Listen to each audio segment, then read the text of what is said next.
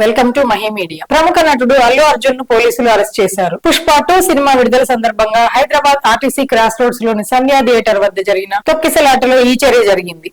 ఈ విషయాన్ని CP CV Anand ప్రకటించారు. తొక్కిసలాట ఘటనలో రేవతి అనే మహిళ ప్రాణాలు కోల్పోగా ఆమె కుమారుడు శ్రీతేజ తీవ్రంగా గాయపడ్డాడు. ఈ ఘటనకు సంబంధించి అల్లు అర్జున్ పై భారతీయ శిక్షా స్మృతిలోని 105, 118 సెక్షన్ల కింద కేసు నమోదైంది.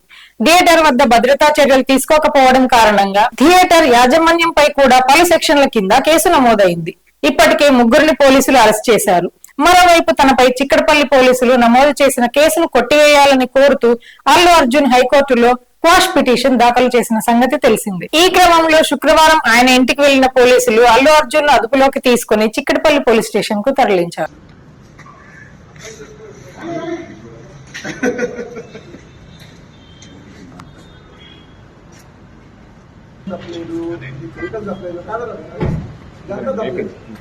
బెడ్రూమ్ బయటకు వచ్చి బెడ్రూమ్ నుంచి వెళ్ళిపోవడం స్కూల్ నుంచి వాళ్ళని చేశారు.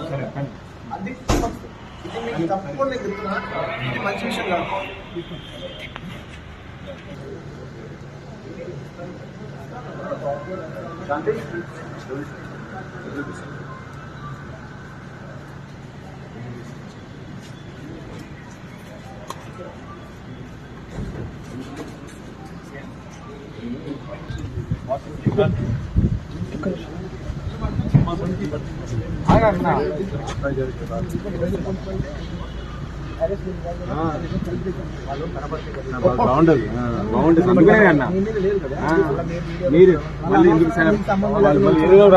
ఇంకా ఏ క్రెడిట్ వచ్చినా రాని నా చేతిలో ఉండాలి.